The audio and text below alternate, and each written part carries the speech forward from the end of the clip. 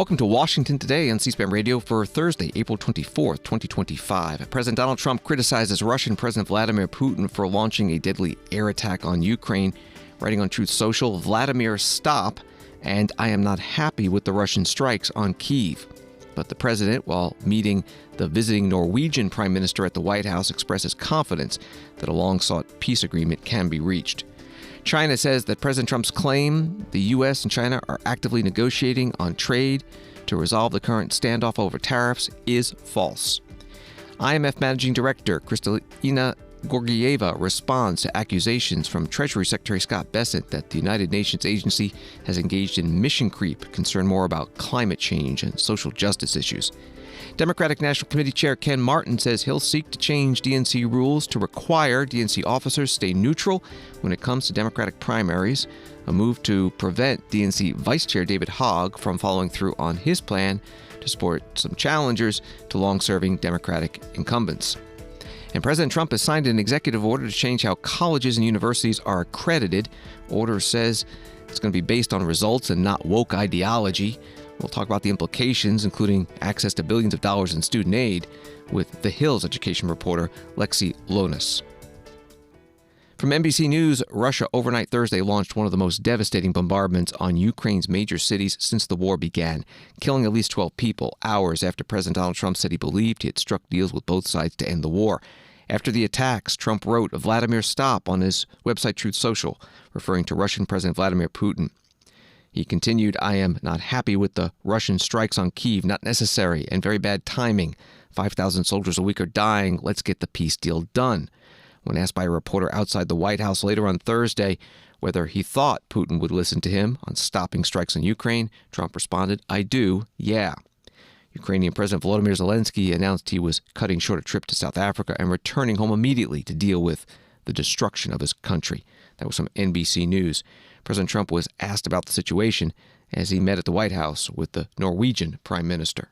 On Russia, do you still believe that Putin is serious about peace given the events overnight in Ukraine? And if that bombing doesn't end, are you considering new sanctions on Russia? So we are thinking that very strongly that they both want peace, but they have to get to the table. We're waiting a long time. They have to get them to the table, and I think we're going to get peace. We want to save 5,000 young people. I used to say 2,500. I now say 5,000. We have, Mr. Prime Minister, we have about 5,000 young people a week that are dying in that ridiculous war. And, I started out because I didn't like all the money that we were paying, and then I realized how many people were dying. And that's by far the more important element right now. I'm saying we can save thousands of people. And I don't like that it takes long at all, but I think they both want to make peace. I do believe so. There's a lot of hatred there. There's a lot of very bad blood, a lot of distrust. But I think I hope we're going to get there for the sake of a lot of young people that are dying. Mr. President, do you have a deadline for when the party... I have my own deadline. And we want it to be fast, and the Prime Minister is helping us. He wants it to be fast, too. And I think everybody in this, at this time in NATO, they want to see this thing happen. So we have a deadline, and after that, we're going to have a very much different attitude. But I think that has a very good chance of getting done. President Donald Trump at the start of a lunch meeting with the Norwegian Prime Minister, Jonas Gahr Støre, joined by government officials on both sides in the White House Cabinet Room. Again, from the NBC News article, Kremlin spokesperson Dmitry Peskov did not mention Thursday's attack in his morning briefing with journalists. Foreign Ministry spokeswoman Maria Zakharova said that Kyiv's inability to negotiate is becoming increasingly obvious. The Russian Ministry of Defense said it had shot down 87 Ukrainian drones overnight. That was from NBC News. Later at the White House, President Trump met with the Norwegian Prime Minister in the Oval Office, and there were more reporters' questions about how to end the war in Ukraine. Mr. President, why are you not putting more pressure on Russia? I know a lot of Europeans would like to see that. You don't know what pressure I'm putting on Russia. They're dealing. You have no idea what pressure I'm putting on Russia. We're putting a lot of pressure. Can you maybe tell us what kind of pressure are you putting on Russia? And Russia knows that, and some people that are close to it know, or he wouldn't be talking right now. The Prime Minister understands that better than anybody. He wouldn't be talking right now. He's talking, and we're putting a lot of pressure. I think he wants to make a deal. We're going to find out very soon, but it takes two to tango. And you have to have Ukraine want to make a deal, too. And they're being hit very hard. And I do believe they want to make a deal. Mr. Prime Minister, if I may. You've said that the Ukraine have to give some territory to win peace, among them Crimea. Do you stand by that? And I know that the former NATO General Secretary today has told you that he does not agree and he believes in territorial integrity of the Ukraine.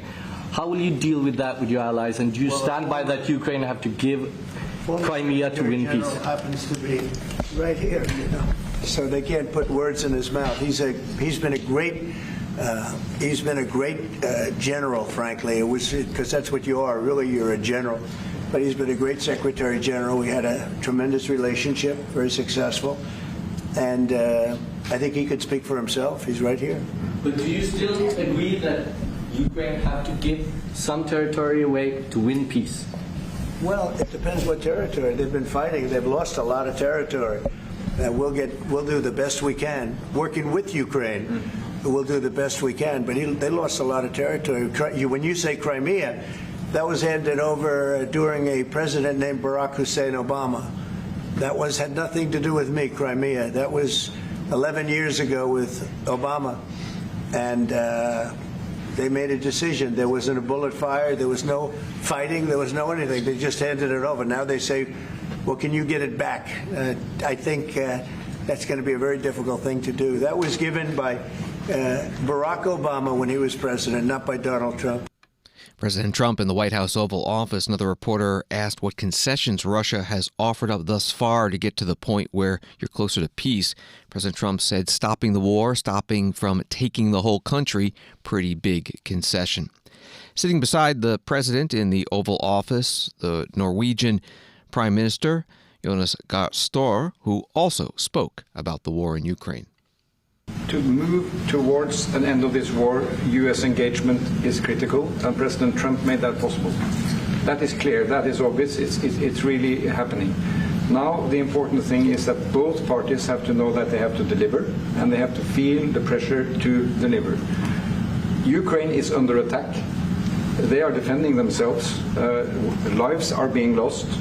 And we believe very firmly that there needs to be a ceasefire, the initiative taken by the U.S. Some time ago. It needs to be respected. And then to move on to something which both parties can own. That is the complicated part in such a dramatic war. And here I believe Europeans and Americans working together, as we do much closer now. I salute the team of President Trump of being, open in that process. We had a good discussion on this today. And then we have to move on, and we cannot lose time because this is too much drama happening. One thing is people losing their lives, but it is a bad thing for Europe, and it's a bad thing for the world to having such a broad conflict going on. It can have ramifications far beyond Ukraine. Norwegian Prime Minister Jonas Gahr Støre in the White House Oval Office with President Trump. Also there, and President Trump referenced him, Jens Stoltenberg, a former NATO Secretary General, who is now Norway's finance minister. The current NATO Secretary General, Mark Rutte, also in Washington, meeting today with President Trump, along with Secretary of State Marco Rubio, Defense Secretary Pete Hegseth, and White House National Security Advisor Michael Waltz. Financial Times reports that Mark Rutte will use his visit to the United States to urge President Trump's administration not to pressure Ukraine into accepting a peace agreement against its will. The NATO chief will argue that no peace deal should be made without taking Ukraine's interests into account, as it would only strengthen Russia, the sources said. He will also stress that imposing a settlement that is primarily favorable to Moscow could jeopardize the security of the whole of Europe. That was from the Financial Times. Mark Rutte spoke to reporters outside the White House after the meetings. Based upon your conversations that you've had here in Washington with the Defense Secretary, with President Trump, from your take, do they understand the threat that President Putin has on Europe as a whole, not just on Ukraine, but Europe as a whole, even to countries that aren't in NATO, like Moldova? We all agree in NATO that Russia is the long-term threat to NATO territory, to the whole of the Euro-Atlantic territory. Are you concerned about Turkey? The president was asked about concessions. Are you aware of any concessions from the Ukrainians or the Russians? And should the Ukrainians be concerned that a deal won't be in their favor? Well, you know, when you are in peace talks, somehow you have to negotiate. But I think I'm not helping a successful conclusion of these talks. And I really believe that some huge steps have been taken over the last couple of days. And the London meeting yesterday was successful. But I don't think it helps if I start to comment on itsy-bitsy bits of it. It doesn't work. So I'm not going to do that. Are you concerned about Turkey and Syria? What was your message to the president when it comes to Crimea? In terms of Ukraine keeping that or not? What was your message to the president? Again, these talks are ongoing. It doesn't work and it doesn't help if I'm going to comment on every aspect of talks and what might be on the table or not. So I don't want to do that. I think we're going. Thank you so much. NATO Secretary General Mark Rutte speaking to reporters in the White House driveway after meeting with President Donald Trump and top cabinet officials. Congressman Jim Himes, Democrat from Connecticut, ranking member on the Intelligence Committee, was asked about the Trump administration and the war in Ukraine at the Semaphore News World Economy Summit in Washington. And I wanted to ask you about Ukraine, because obviously, you know, the administration's been pushing forward on trying to negotiate peace, you know, and get Russia to stop the war there.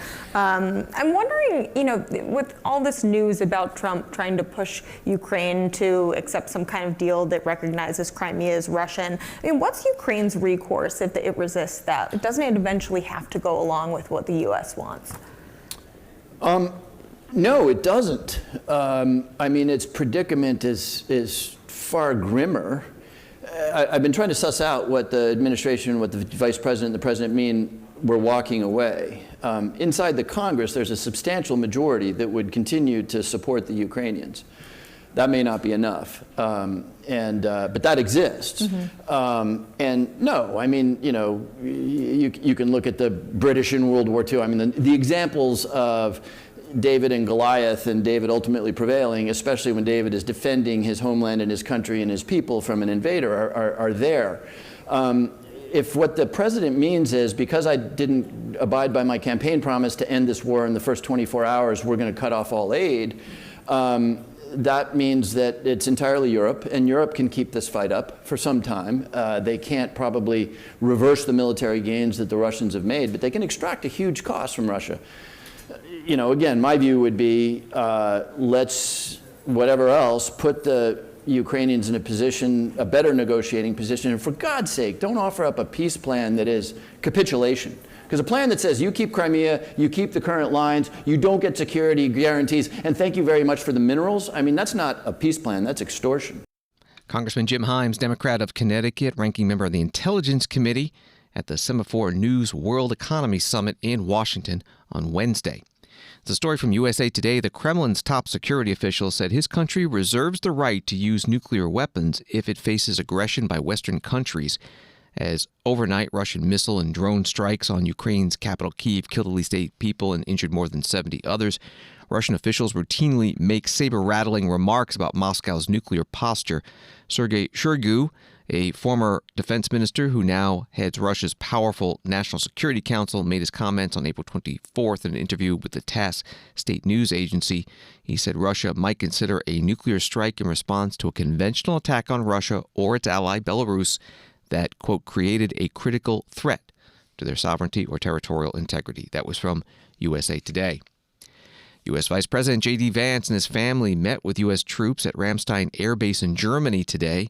It was a refueling stop on their way home from India. The Vice President thanking the troops for their service, talking about their role in U.S. foreign policy, and then he drank some beer with them. Well, thank you, General. Thank you, guys, the entire team. I just wanted to say a few things. First of all, we're so proud of you. We're so grateful for what you do. I see some families here. We know that military service, especially at the level that you guys do it, is an incredible sacrifice, not just for all of you, but for the whole team. So we're grateful to you.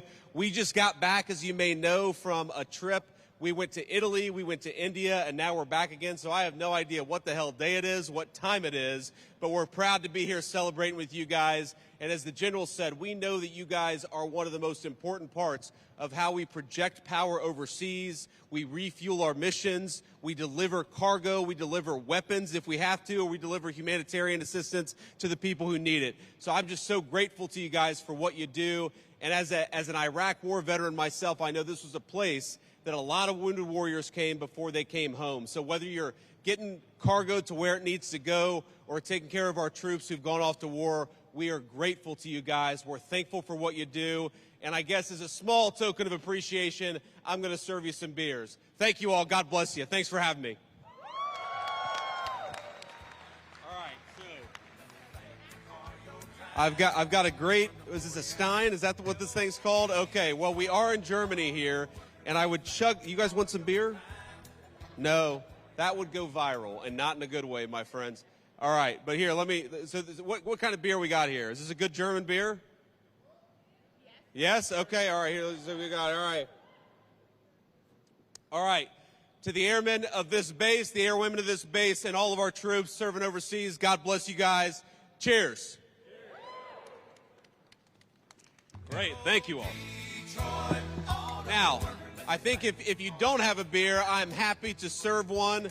Is it the red tap, I guess, that's on? We'll see how my pouring abilities are here. But come on, guys, get a drink and say hello. Thank you all.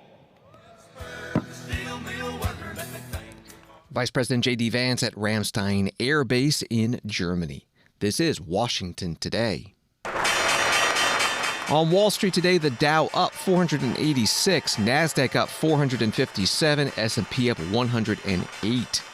Associated Press writes U.S. applications for jobless benefits rose modestly last week as business continues to retain workers despite fears of a possible economic downturn. Jobless claim applications inched up by 6,000 to 222,000 for the week ending April 19th. The Labor Department said Thursday that's just barely more than 220,000 new applications.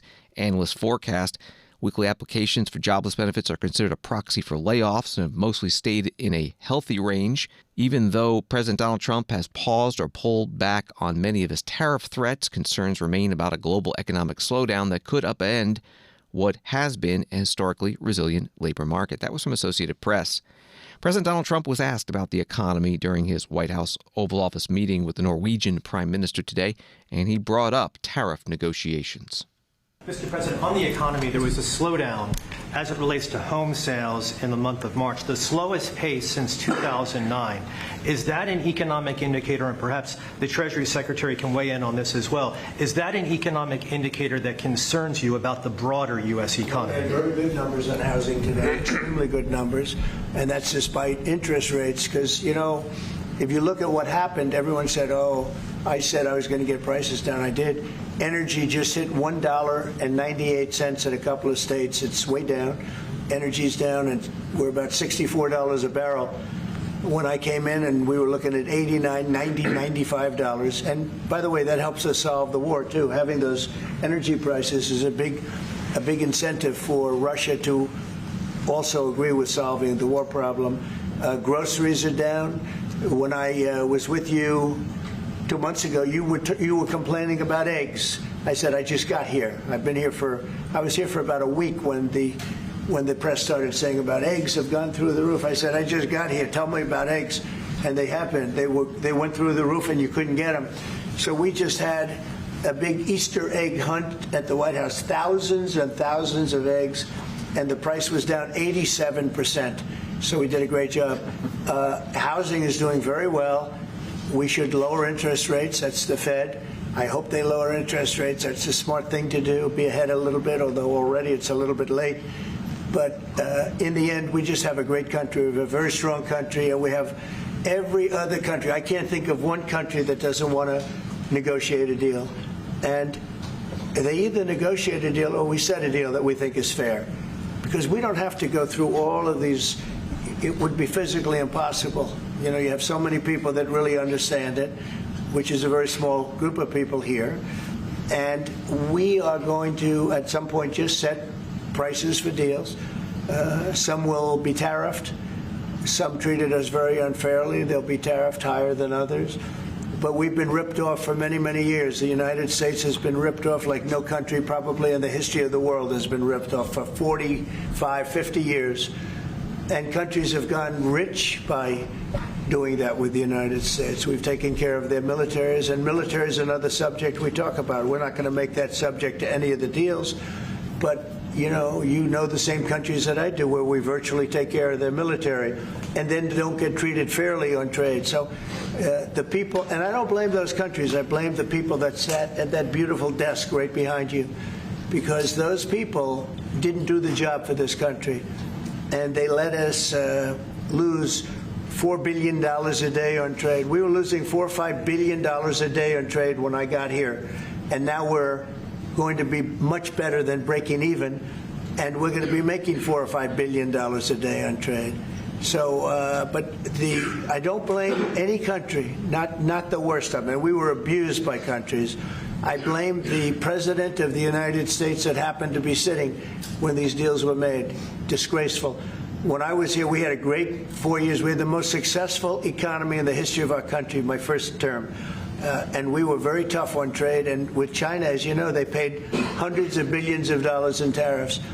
But nobody else ever did that. China paid not 10 cents to any other president. And but not only China, virtually every country got away with murder, and we just can't let that happen. Okay?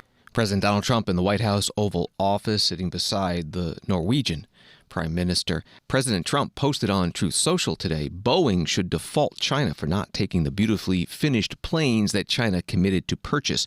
This is just a small example of what China has done to the USA for years. And by the way, fentanyl continues to pour into our country from China through Mexico and Canada, killing hundreds of thousands of our people, and it better stop now. That post from President Trump. From Associated Press, China on Thursday denied any suggestion that it was in active negotiations with the administration of U.S. President Donald Trump over tariffs, saying that any notion of progress in the matter was as groundless as trying to catch the wind. China's comments come after Trump said Tuesday that things were going fine with China and that the final tariff rate on Chinese exports would come down substantially from the current 145%. A spokesman for China's foreign ministry said during a daily briefing on Thursday that, for all I know, China and the U.S. are not having any consultation or negotiation on tariffs, still less reaching a deal. That was from Associated Press. Penny Pritzker, who was Commerce Secretary in the Obama administration, spoke about the president's use and threatened use of tariffs at the Semaphore World Economy Summit in Washington. So you were Commerce Secretary. Yes. How do you think Howard's doing? Well, I think he's facing a challenging situation. I think this tariff policy is really, honestly, I don't get the strategy. I don't think there's a clear plan or strategy, and I think that's a real challenge, and it's having an effect, as you see, on business, I think it's going to affect job creation. I think it's going to affect inflation. And I don't get it, honestly. I don't really get it. Because if China is our focus, and that's our real problem, why aren't we solidifying our relationship with our allies? Why aren't we strengthening the North American platform with Canada and with Mexico? And then really saying to the Chinese, hey, you need to change. And we're going to ratchet your taxes or your tariffs up over a period, 25%, then going up, and give time deadlines so that there's actually an incentive to come to some kind of resolution. I think this chaotic approach is really disconcerting. I haven't talked to a senior business person here at this conference who isn't really struggling with how to manage through this. And so I've tried to ask myself, okay, what are they trying to accomplish, right? And I think ultimately they'd like more revenue, more money coming into the U.S. government.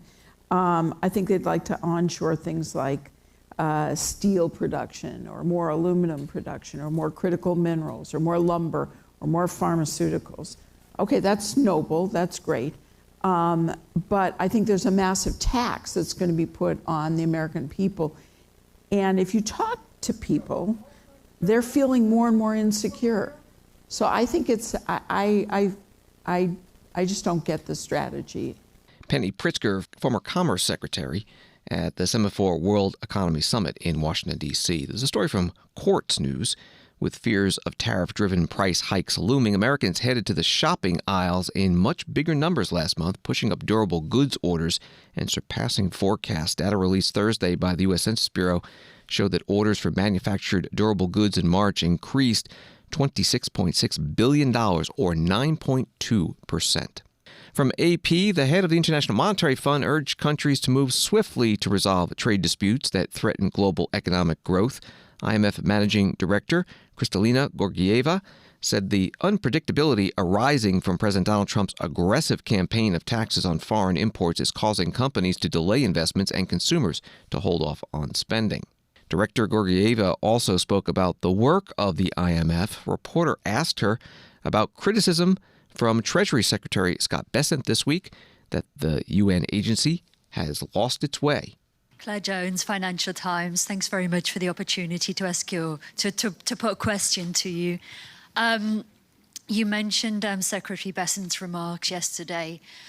He accused the IMF and the World Bank of mission creep, and specifically the IMF on mission creep in areas such as climate change, gender policies, and also social issues.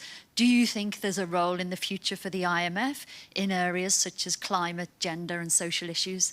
Thanks a lot. Thank you for your question. So what do we do here? We concentrate on macroeconomic and financial stability for growth and employment. We have 191 members. They face different challenges. They face different types of risks to their balance of payment. And what we do is to analyze what are these risks and what the fund, in our mandate, in what we do on the fiscal side, on the monetary policy side, on the financial sector side, what can we do to help them be more resilient to shocks?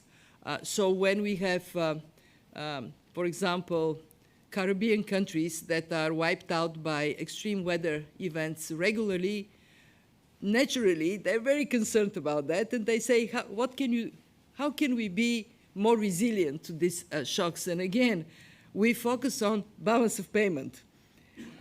What are the risks, and what can be done to protect balance of payment in these countries? And I want to say that I actually agree with the Secretary on one thing. It's a very complicated world, a world of massive challenges of all kinds.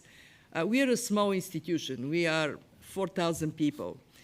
Not very well known, but very fiscally disciplined institution. Our budget today, in real terms, is what it was 20 years ago. So yes, we have to focus. And that is exactly why we engage with the membership, so we can make best use of the staff of the fund. Okay, thank you. I really like to run a tight ship. So, yep. I can attest to that. The International Monetary Fund Managing Director Kristalina Georgieva at a news conference in Washington. U.S. Labor Secretary Lori Chavez DeRemer spoke today at a Worker Memorial Day ceremony, the annual honoring of workers who have died from on-the-job injuries. The Labor Department says that in 2023, 5,283 workers suffered fatal injuries, 203 fewer than 2022. Thank you all for being here, and a special thank you to the families who showed up this morning to share your stories. You keep the legacies and memories of your loved ones alive. Thank you also to our team at OSHA. You do the tough work to make sure no more families will have to grieve a similar loss. I have so much appreciation for the American worker who gets up each morning and uses their unique abilities to benefit our communities and provide for their families. Our workers are the backbone of this country. It is my job to ensure that they feel heard, empowered, and safe. I believe everyone should be able to go to a job that they love and come home each day with a feeling of accomplishment and security. No one should walk into work wondering if they might be injured, and no one should walk into work worrying that they might not come home. Today, my heart goes out especially to the families who will be standing up here shortly to share their stories of their loved ones who were taken from us too soon. As a mother and grandmother, I know how important it is to see our children succeeding in safe work environments. It gives us peace of mind as parents. No matter the career field, we all want to see our loved ones thriving and protected. Today, we mourn for those we lost, and we resolve to honor their memory.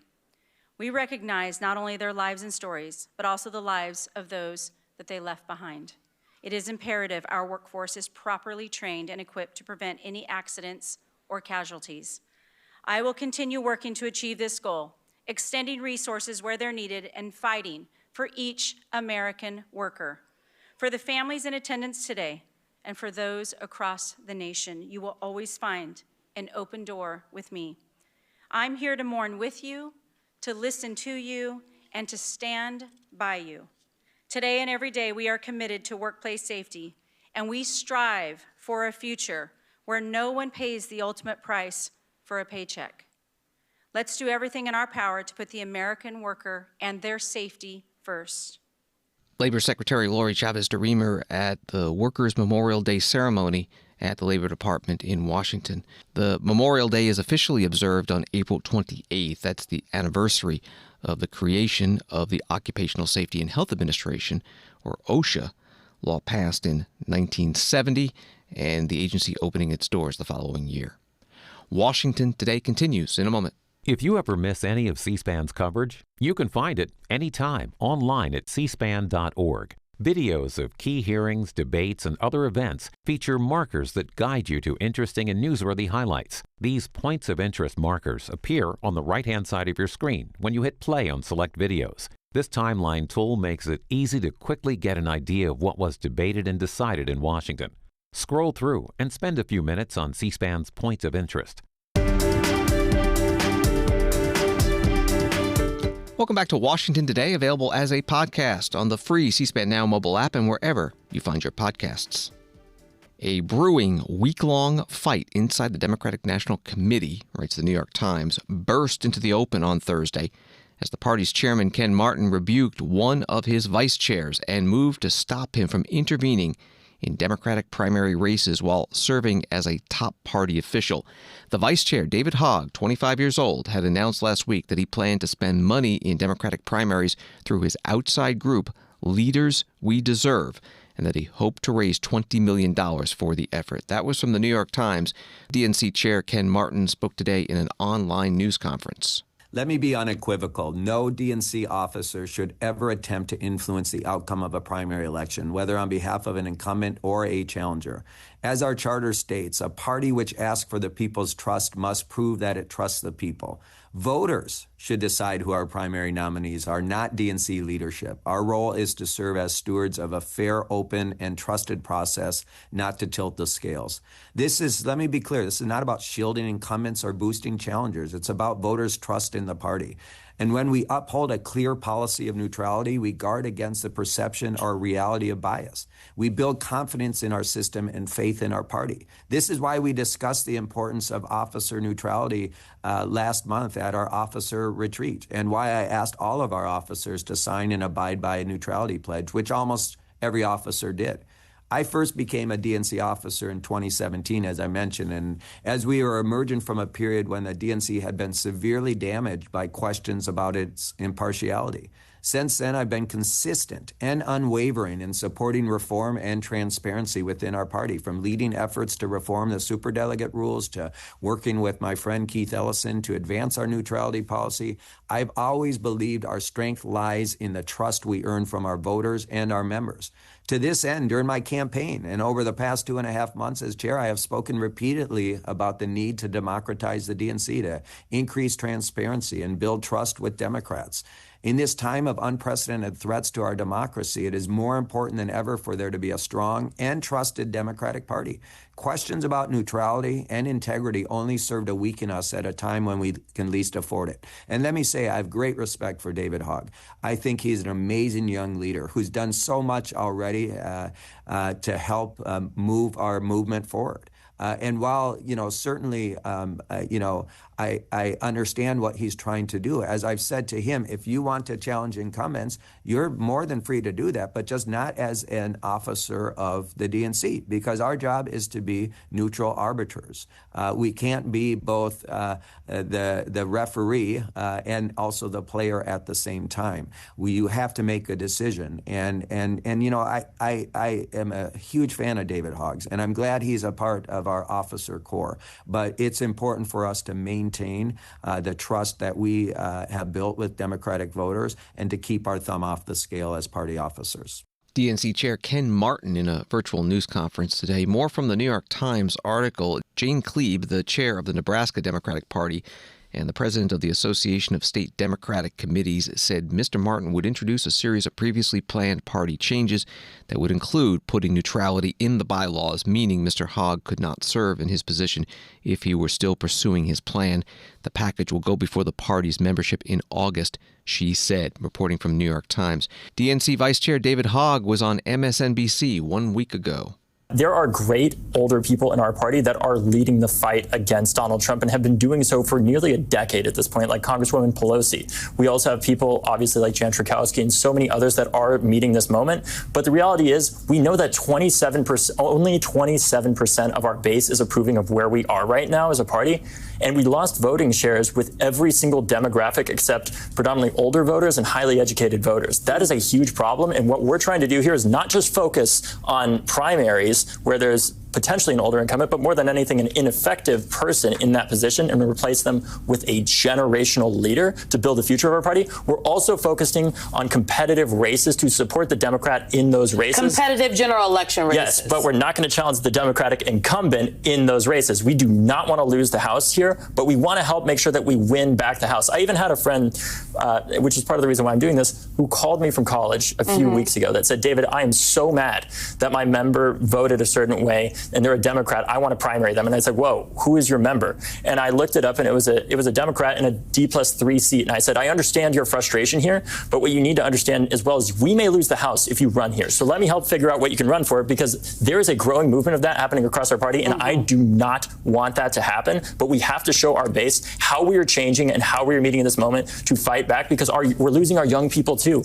They're losing faith in democracy. And they are definitely losing faith in democracy. The answer is showing them how we are using democracy to rebuild and revive the American dream that they feel like is a farce to them. DNC Vice Chair David Hogg last week on MSNBC. Today, the DNC Chair Ken Martin confirmed he will push a rules change to require DNC officers remain neutral in Democratic primary races.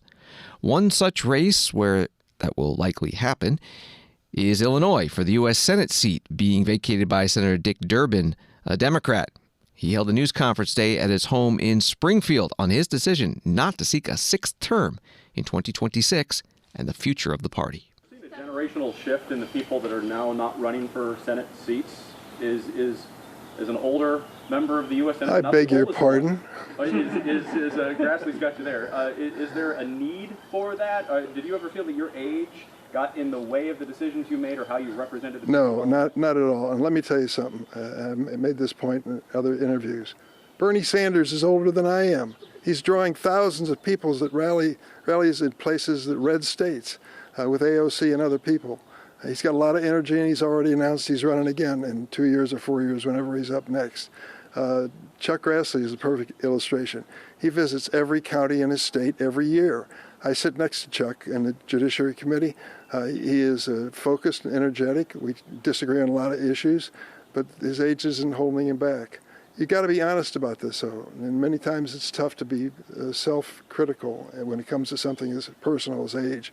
But I feel I'm strong enough to go forward, but I try to think 8 years ahead, and I think this is the right decision. Senator, your thoughts on Citizens United and its impact? You know, we see these cartoonish third-party ads picking on the appearance of candidates.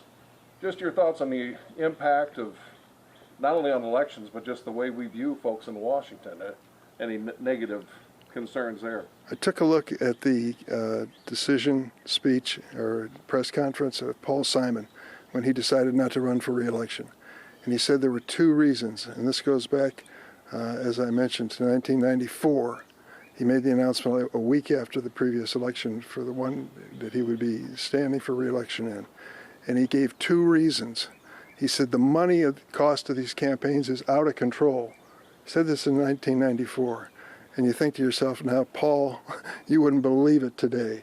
Millions of dollars being spent is not uncommon at all. I gave an example. One industry, the cryptocurrency industry, pay attention to what's going on there. They are becoming major political players. They've decided that some people who want basic regulation of this industry to protect people who are buying into it have got to be defeated. Well, Sherrod Brown was one of those senators. He sits next to me on the A committee. We vote identically on that subject. And you got to decide whether you're going to run based on your conscience or you're going to run based on fear of the money they're going to spend against you. They spent $40 million, that industry, against Sherrod Brown in the last election, and sadly he lost. So the reality is, as Paul worried about it, it's much worse today. But the second thing he said, you just alluded to, it wasn't just money. He said in 1994, there's too much meanness in politics. Oh, Paul, if you can only see it today, you wouldn't believe what's going on. And millions of dollars are being spent to muddy people up and to destroy their reputation in the community. That's just the reality. Senator Dick Durbin, Democrat from Illinois, news conference in Springfield at his home on his decision to retire and not run for re-election in 2026. Illinois Lieutenant Governor Juliana Stratton already announcing she's running for the Senate seat, and other Democrats likely to jump into that primary. President Trump signed an executive order Wednesday night that would change the college and university accreditation process. In a minute, we'll talk to a reporter about what this could mean for higher education. First, White House Staff Secretary Will Scharf in the White House Oval Office with the president Wednesday. University accreditation is currently a process controlled by a number of third-party organizations. That's by statute, by law. Many of those third-party accreditors have relied on sort of woke ideology to accredit universities instead of accrediting based on merit and performance. This executive order affects a number of changes to the university accreditation process, also applies to law schools and other sort of graduate programs. But the basic idea is to force accreditation to be focused on the merit and the actual results that these universities are providing, as opposed to how woke these universities have gotten. So we're setting up new accreditation pathways. We're charging the Department of Education to really look holistically at this accreditation mess and hopefully make it much better. White House Staff Secretary Will Scharf on Wednesday in the Oval Office with the president. And joining us now to discuss the president's executive order on college accreditation is Lexi Lonis, education reporter with The Hill. Thank you so much for being with us. There are reports that the president has described this executive order and this topic as his secret weapon to reshape colleges and universities. What is accreditation? Why would he describe it that way? So accreditation is a process a college goes through to be able to receive financial aid and student loans from the federal government. So if a school were to lose their accreditation, that means they wouldn't be able to take financial aid, which would ultimately kind of destroy a school as they would know it, because if students, can't bring the student loans there, nobody's going to apply. Who does accreditation now, and what is it based on? So there are multiple accreditation groups, and it's based on everything that really a school does, from their admissions to their class offerings to their admission practices. It kind of reviews everything that a school does. There are minimum standards. How minimum are they? Yeah, so that's what the Trump administration is particularly going after, because he and other Republicans have said that the standards of accreditors aren't high enough, that they don't that they don't take it away from schools that have bad graduation rates. So that's kind of the issue right now that's going on, is Trump is wanting to kind of up those standards in some ways, but also change them in other ways. Well, let's talk about those other ways. They refer to woke ideology. What kind of changes would the schools have to make now to be accredited under this new process? Yeah, So the Trump administration has issues with some of the accreditors using DEI and their standards, as he puts it. So what he is trying to do with this executive order is take out the DEI language in the with the accreditors. But obviously they push back on that. They say that they're not changing the school's mission, and they are merit based. They're not using DEI in a way that the Trump administration is trying to make it out. We're talking with Lexi Lonis from The Hill. Is there any difference in accreditation between public and private colleges and universities? There can be in some ways, but mostly to receive federal student aid and federal student loans, they mostly have to go through the same process. Could this executive order be challenged in court? It can be, and I suspect it most likely will, but we haven't seen any lawsuits as of yet. What's been the response? Has there been a response from colleges, universities to this executive order? There hasn't been much of a response yet. They are probably waiting to see how this plays out. It's not exactly clear. The Trump administration has announced a lot of moves, and those moves haven't quite happened yet. So they're probably just in a wait and see moment right now to see what actual changes or steps they take to pressure accreditors to change their policies. Lexi Lonis is an education reporter with The Hill. You can find her stories at thehill.com and on X at Lexi_Lonis. Thank you very much. Thank you.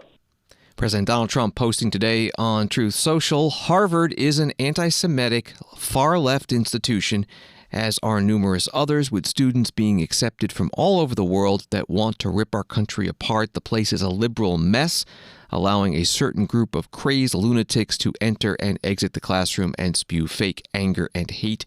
It is truly horrific. Now, since our filings began, they act like they are all American apple pie. That was part of the post from President Trump. USA Today article says that Harvard this week sued the Trump administration, accusing it of unlawfully threatening the school's academic independence and research. White House said it was freezing $2.2 billion in funding to Harvard after the prestigious Ivy League school rejected demands to ban face masks and eliminate diversity, equity, and inclusion programs. That was from USA Today. Harvard President Alan Garber was interviewed by NBC News Wednesday night. Is this bigger than Harvard at this point? Of course it's bigger than Harvard, because we look at what's at risk here.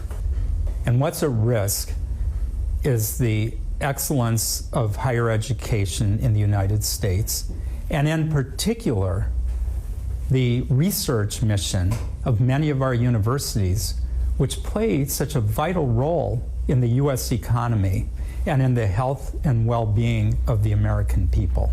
And what's your message to the administration? They'll be watching this, no doubt. My message is very simple. We are committed to addressing the problems that the federal government has raised, to addressing the criticisms, and to ensuring that we are a place where speech can thrive, where learning can thrive, where nobody feels excluded on our campus, and where we can fulfill our broad mission to the country. We are absolutely committed to that. Harvard University President Alan Garber on NBC News Wednesday night.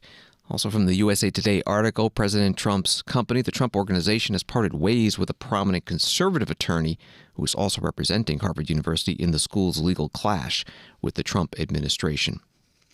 Minnesota Governor Tim Walz, writes CBS News, in his State of the State address on Wednesday, called on the divided legislature to work together in a crucial final weeks of the session and issued a sharp rebuke of President Donald Trump as the former Democratic vice presidential nominee weighs what comes next in his political career. Reporting from CBS News, Governor Walz spoke Wednesday night in St. Paul. I can't help but point out that we also gather at a moment of great uncertainty for our nation. And let's be honest, this uncertainty This chaos is no accident. The President of the United States has chosen to destroy the federal government's ability to help people. He literally hired the richest man in the world to take a chainsaw to the basic services that Minnesotans rely on to build better lives.